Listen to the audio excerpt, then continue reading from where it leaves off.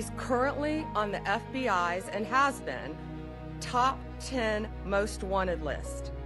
He controls one of the most prolific and violent. At 4:47 a.m. Eastern Time, federal agents descended on Detroit with a force the city hadn't seen in decades. FBI, ICE, DHS, over 800 agents moving as one coordinated strike force across Wayne County. The target wasn't a drug cartel. It wasn't a terrorist cell. It was something far more insidious. An East African criminal network that had spent 7 years building the most sophisticated identity theft and financial fraud empire ever discovered on American soil. 6,200 stolen identities, $47 million laundered through ghost corporations. And at the center of it all, a district court judge who turned the American justice system into a shield for organized crime. This is not just about fraud. This is about how an entire judicial district became a criminal enterprise. And what you're about to hear will make you question every institution you thought was protecting you. The streets of Detroit were silent at 4:32 a.m. Fog rolled off the Detroit River, mixing with the amber glow of streetlights that flickered across empty intersections in Dearborn and Hamtramck. Most of the city was asleep, but federal agents had been awake for 72 hours straight, watching, tracking, waiting for the perfect moment to strike. They knew they had one chance, one window, because the network they were hunting had eyes everywhere. Corrupt officers, paid informants, and a judge who could make evidence disappear with a single signature. SWAT teams in black tactical gear moved through the pre-dawn darkness like shadows. No sirens, no lights, just silent coordination across 43 locations simultaneously. They hit a warehouse complex on the east side first. The doors came down with hydraulic rams. Flashbangs detonated in blinding bursts of light and sound. Inside, agents found rows of industrial printers churning out fake Social Security cards, driver's licenses, passports, and green cards. The machines were still warm, still running. Boxes stacked floor to ceiling contained blank credit cards, embossing equipment, and magnetic stripe encoders that could clone any card in seconds. But that was just the beginning. 2 miles away, a second team breached a nondescript office building in a Hamtramck strip mall. The front was labeled as an immigration consulting firm. Inside, federal agents found something else entirely. 72 desktop computers running facial recognition software and database hacking programs. Server racks humming with terabytes of stolen data, Social Security numbers, bank account information, medical records, tax returns. Everything needed to create a complete synthetic identity that could pass any background check, open any bank account, apply for any loan. The agents moved fast. Suspects tried to run. Some made it to back exits only to find ICE agents waiting with rifles raised. Others grabbed duffel bags stuffed with cash and fake documents, but they didn't get far. Within 18 minutes, 47 suspects were zip-tied and on their knees. The seizures were staggering. 6,200 fraudulent identity cards, over 900 stolen passports from 12 different countries, $14 million in cash bundled in vacuum-sealed bags, and encrypted hard drives that would take federal cyber forensics teams into a digital underworld that stretched far beyond Detroit. But then agents found something that changed everything. In a locked back office, hidden behind a false wall, they discovered a steel filing cabinet that required a blowtorch to open. Inside were court documents, sealed case files, internal memos from the Wayne County District Court, and handwritten notes on judicial letterhead authorizing the dismissal of fraud cases, the sealing of evidence, and the early release of key network operatives. Every document bore the same signature: District Court Judge Amina Khalid Hassan, a respected jurist, a community leader, a woman who had built her career on immigrant rights and social justice, and according to the evidence in front of them, the architect of the most dangerous criminal protection racket the FBI had ever seen. One agent stood in that back office holding a memo dated 3 weeks earlier. It was a direct order to a court clerk to lose the evidence logs for an identity theft case involving a network member. The handwriting was unmistakable. The federal agent looked at his team and said 4 words that would echo through every federal building in the Midwest. "We have a traitor on the bench." By 6:15 a.m., the seized hard drives were already at the FBI's Detroit field office cyber forensics lab. Analysts worked in shifts, breaking through military-grade encryption layer by layer. What they found inside made veteran investigators go pale. The network wasn't just stealing identities.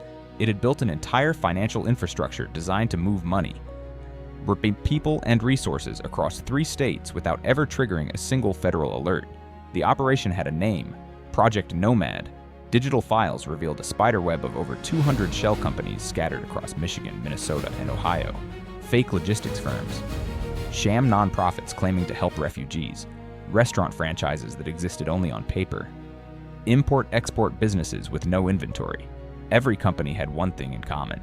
They were registered using stolen identities and tied to bank accounts that funneled money through a dozen international transfers before landing in accounts controlled by the East African criminal network.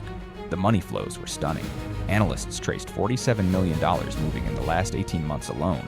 Fraudulent tax refunds, stolen stimulus checks, fake business loans, pthoptery, Medicare fraud, unemployment benefit theft, credit card scams, wire fraud. The network had perfected every angle of identity-based financial crime and scaled it to industrial levels. They could create a synthetic identity in under 2 hours and have that identity applying for loans, opening credit lines, and collecting government benefits by the end of the day. But the real revelation was buried in encrypted email chains between Judge Hassan and the network's top operatives. The emails were careful, coded, but forensic linguists could read between every line. The judge wasn't just dismissing cases. She was directing operations, scheduling court hearings to coincide with major fraud pushes so law enforcement would be distracted, sealing evidence that could expose the network's logistics, providing early warnings when federal investigations got too close, and using her judicial authority to expunge criminal records for network members so they could continue operating with clean backgrounds. One email stood out. It was sent from Judge Hassan's personal account to a network leader known only as the coordinator. The message was short. Federal audit begins Monday. Move the cards. Shut down the Dearborn hub. I'll handle the warrants. The email was dated 4 days before a planned ICE raid that never happened. The raid was canceled at the last minute due to what officials called judicial concerns about probable cause. Now agents knew why. Judge Hassan had used her position to kill the operation before it could even begin, and she had done it dozens of times before. This wasn't corruption. This was command-level collusion. The judge had turned the Wayne County court system into a fortress for organized crime, and if federal agents hadn't moved when they did, the network would have continued growing until it became untouchable. One analyst looked at the network diagram on the screen and said what everyone in the room was thinking. She didn't just protect them, she built the blueprint. By 7:43 a.m., a command center was operational inside the FBI's Detroit field office. A massive digital map covered an entire wall, showing red markers pulsing across Detroit, Dearborn, Hamtramck, Pontiac, Ann Arbor, and extending into Minneapolis, St. Paul, and Columbus. Each marker represented a location tied to the East African criminal network, and every location was about to be hit simultaneously. The operation was called Broken Gavel. Over 1,000 federal agents were mobilized. FBI, ICE, DHS, ATF, Secret Service, U.S. Marshals, SWAT teams from 6 different jurisdictions. Black Hawk helicopters circled above the city as armored units rolled through neighborhoods that hadn't seen this level of federal presence since the war on drugs in the 1980s. But this wasn't about drugs. This was about dismantling a shadow economy that had been stealing American identities and selling them like commodities on the black market. The raids began at 8:02 a.m. sharp. In Detroit's Midtown district, agents stormed a luxury condo tower and arrested the network's chief money launderer as he ate breakfast on his balcony overlooking the Detroit River. Inside his penthouse, they found $2 million in cash hidden in air vents and ceiling panels. His laptop contained spreadsheets tracking every fraudulent transaction the network had completed in the last 3 years. In Dearborn, a SWAT team breached a sprawling house that served as the network's communications hub. Inside, 12 operatives were coordinating identity theft operations across the Midwest, using encrypted messaging apps and disposable phones. Agents seized 87 phones, 19 laptops, and a server farm that had been routing illegal communications through a series of compromised Wi-Fi networks that made the traffic nearly impossible to trace. In Hamtramck, federal agents raided a hookah lounge that doubled as a recruitment center for the network. Young men with no criminal records were being offered thousands of dollars to act as money mules, moving cash and stolen goods across state lines. The lounge owner tried to destroy evidence by throwing phones and hard drives into an industrial oven in the back kitchen. Agents pulled them out before they could be fully destroyed. Digital forensics would recover enough data to build cases against 43 additional suspects. In Ann Arbor, ICE agents hit a document forgery lab hidden inside a used car dealership. The setup was sophisticated: UV printers for holograms, laminating machines for fake IDs, embossing tools for raised seals. The operation could produce 500 fraudulent documents per day and had been running undetected for over 4 years, but the most critical target was saved for last. At 9:17 a.m., a convoy of black SUVs pulled up outside the Wayne County District Court building in downtown Detroit. Federal agents in suits and tactical vests walked through the main entrance past stunned court staff and security guards. They moved directly to the third floor, to Judge Amina Hassan's chambers. She was sitting at her desk reviewing case files when agents knocked on her door. She didn't run, didn't resist, didn't even look surprised. She simply closed the file in front of her, stood up, and allowed herself to be handcuffed without saying a word. As agents led her through the courthouse hallway, lawyers and clerks stopped and stared in disbelief. A sitting judge, arrested, in her own courthouse. The fall was absolute. By noon, federal agents had executed raids at 71 locations across 3 states. The seizures were historic: over 14,000 fraudulent documents, $23 million in cash and assets, 419 laptops and mobile devices, 92 suspects in custody, and 1 corrupt judge facing charges that could send her to federal prison for the rest of her life. The network had been dismantled in less than 6 hours, but the investigation was far from over, because what agents found in the days that followed revealed just how deep the corruption had spread through law enforcement itself. Inside the FBI's secure evidence facility, cyber forensic analysts continued breaking down the seized servers and hard drives. What they discovered sent shockwaves through every law enforcement agency in Michigan. The network didn't just have a judge in their pocket. They had infiltrated multiple levels of law enforcement across Wayne County and beyond. Encrypted chat logs revealed payments to 16 police officers in Detroit and Dearborn, border agents at Detroit Metropolitan Airport, court clerks, probation officers, even 2 assistant U.S. attorneys who had been feeding the network information about ongoing federal investigations. The payments range from $5,000 for small favors like losing paperwork to over $200,000 for officers who provided protection details for network operations. One detective in the Detroit Police Department's fraud unit had been on the network's payroll for 3 years. His job was simple: monitor incoming fraud reports and alert the network whenever a victim got too close to identifying the operation. He would then slow-walk investigations, lose evidence, and steer detectives toward dead ends. Federal agents arrested him at his home in Livonia at 6 a.m. on the 3rd day of the operation. When agents searched his house, they found over $400,000 in cash hidden in his garage behind boxes of old holiday decorations. But the most damaging revelation came from ICE internal communications. 8 ICE agents stationed at the Detroit field office had been accepting bribes to ignore red flags in visa applications and immigration paperwork. The network was using stolen identities to create immigration documentation for foreign nationals who were then used as money mules and document runners. The agents would stamp approvals on applications that should have triggered immediate investigations. In exchange, they received monthly payments routed through cryptocurrency wallets that were nearly impossible to trace. One ICE supervisor had even provided the network with advance notice of workplace raids and enforcement sweeps. The encrypted messages were blunt. Raid scheduled Tuesday morning at the Dearborn warehouse. Move your people out by Monday night. That supervisor was arrested while on duty. Federal agents walked into the ICE Detroit office, handcuffed him in front of his entire team, and walked him out in disgrace. His colleagues sat in stunned silence. The betrayal cut deep. These were men and women who had sworn an oath to uphold the law, and they had sold that oath for cash. One veteran ICE agent who had worked alongside the corrupt supervisor for 7 years told investigators that it felt like discovering a second secret police force operating inside their own agency. That's exactly what it was. The East African Criminal Network had built a parallel enforcement system that protected their operations while honest officers chased shadows. The badge was supposed to mean something, but in Wayne County it had become just another tool for organized crime.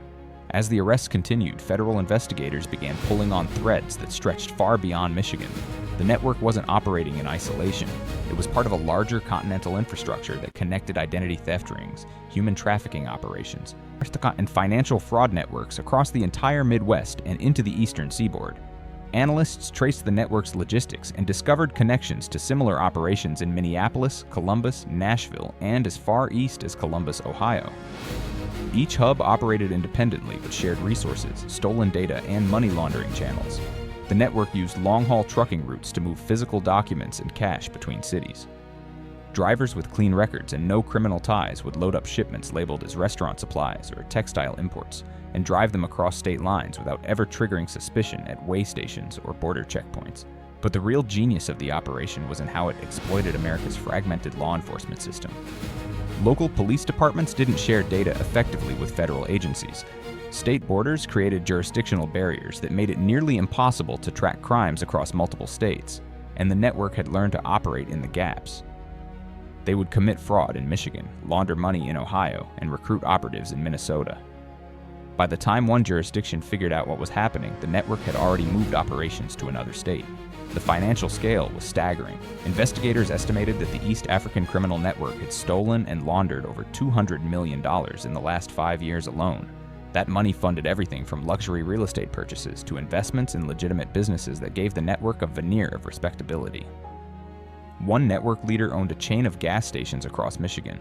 Another had invested in a halal meat distribution company that supplied restaurants throughout the Midwest. The businesses were real, but they were built on a foundation of stolen identities and fraudulent loans, and at the center of it all was Judge Amina Hassan, who had used her judicial authority to create a legal shield that made the entire operation possible. Federal prosecutors reviewing her case discovered that she had dismissed over 140 fraud cases in the last 4 years. Cases that should have gone to trial, cases with overwhelming evidence, cases that could have exposed the network years earlier. She would cite technicalities, claim evidence was improperly obtained, rule that witnesses were unreliable, and then seal the record so no other prosecutor could review her decisions. But the most chilling discovery came from a personal journal found in her home during a federal search. In her own handwriting, Judge Hassan had written a detailed plan for turning Wayne County into what she called a sovereign economic zone for displaced communities. It was a manifesto that justified criminal activity as a form of resistance against a system she believed had failed immigrant populations. She saw herself not as a criminal, but as a protector, a revolutionary, someone who was building a parallel economy for people the American system had abandoned. It was delusional, but it was also a window into how corruption justifies itself. She had convinced herself that stealing identities and protecting organized crime was somehow noble, that breaking the law was acceptable if it served what she believed was a higher purpose, and in doing so, she had betrayed every principle of justice she had sworn to uphold. One FBI investigator who reviewed her journal said it best. She didn't fall into corruption, she engineered it. She built a system designed to shield criminals and then convinced herself she was the hero of the story. That's the most dangerous kind of corruption, because it doesn't see itself as corruption at all. By the second week of Operation Broken Gavel, federal prosecutors had built cases against 92 suspects. The charges ranged from identity theft and wire fraud to money laundering, racketeering, and conspiracy to obstruct justice. Judge Amina Hassan faced the most severe charges: racketeering, conspiracy, obstruction of justice, bribery. If convicted on all counts, she would face over 60 years in federal prison. But the impact of the operation went far beyond arrests and seizures. The FBI and ICE had dismantled an infrastructure that took 7 years to build. They had exposed corruption that reached into the judiciary, local law enforcement, and federal agencies, and they had sent a message that no position of power, no matter how respected or protected, was above the law. The victims of the network were finally getting justice. Thousands of Americans who had their identities stolen, their credit destroyed, their lives turned upside down by faceless criminals they never saw coming. Now they had answers. Now they knew who was responsible. And now the people who had protected those criminals were being held accountable. But the real cost of the East African criminal network wasn't measured in dollars or statistics. It was measured in trust. Trust in institutions. Trust in the justice system. Trust in the idea that the law applied equally to everyone. Judge Hassan had shattered that trust, and rebuilding it would take years. Because when a judge becomes a criminal, the entire foundation of justice cracks. Every case she ever presided over is now under review. Every verdict she ever handed down is now in question. Defendants who were convicted in her courtroom are filing appeals, claiming they never received a fair trial. Prosecutors who worked with her are being investigated to see if they knew about her corruption. The damage spreads in every direction like cracks in glass, and that's exactly what the network wanted. They didn't just want to steal money, they wanted to undermine the system itself, to create chaos and doubt, to make people believe that corruption was so widespread that fighting it was pointless. That's how organized crime wins. Not through violence, not through force, but through erosion.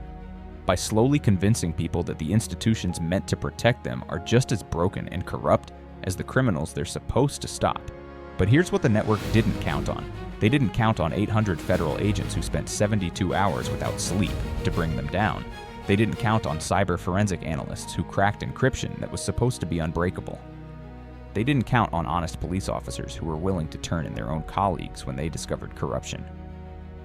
And they didn't count on a justice system that, despite its flaws, still has people willing to fight for it. That's the real story here.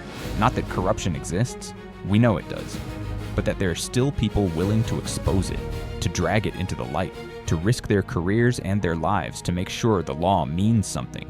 Because if we stop fighting, if we accept corruption as inevitable, then the criminals have already won.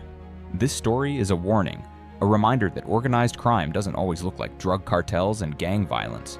Sometimes it looks like a respected judge in a courtroom, a trusted police officer on patrol, a federal agent with a badge and a gun. The most dangerous criminals aren't the ones who break the law openly, they're the ones who use the law as a weapon. The East African criminal network built an empire by exploiting the systems designed to protect us. They turned identity theft into an industrial operation. They corrupted law enforcement from the inside. And they placed a judge on the bench who would shield them from consequences. For 7 years, they operated with impunity. For 7 years, they stole identities, destroyed credit, and funneled millions of dollars through ghost companies, while honest Americans suffered the consequences. But in 6 hours, federal agents brought it all down. That's the power of accountability. That's what happens when corruption is finally exposed and the people responsible are forced to face justice. It doesn't erase the damage, it doesn't undo the harm, but it sends a message that power without accountability is temporary. That no matter how deep the corruption runs, there are still people willing to dig it out. If you're still watching this, tap the like button so more people see this story. Comment expose if you want corruption like this dragged into the light where it belongs. Because the only way we stop this from happening again is by refusing to look away, by demanding transparency, by holding every official, every judge, every agent accountable for the power we give them. This story is fictional, but the issues it dramatizes are real. Identity theft is one of the fastest growing crimes in America. Corruption in law enforcement and the judiciary, while rare, does happen, and organized crime networks do exploit gaps in our systems to build empires built on fraud and stolen lives. The question is whether we're paying attention. Whether we're willing to ask hard questions about the people in power, whether we're willing to demand better from the institutions that are supposed to protect us, because power doesn't always need violence to corrupt. Sometimes it only needs silence, ambition, and people willing to look the other way. Judge Amina Hassan is awaiting trial. The East African criminal network has been dismantled, but the fight against corruption never ends. It just moves to the next courtroom, the next precinct, the next agency, and the only way we win is by never stopping the fight. This has been the story of Operation Broken Gavel, a federal takedown that exposed how deep corruption can run when the people meant to uphold the law decide to break it instead. Remember this story. Share this story. Because the moment we forget is the moment it happens again.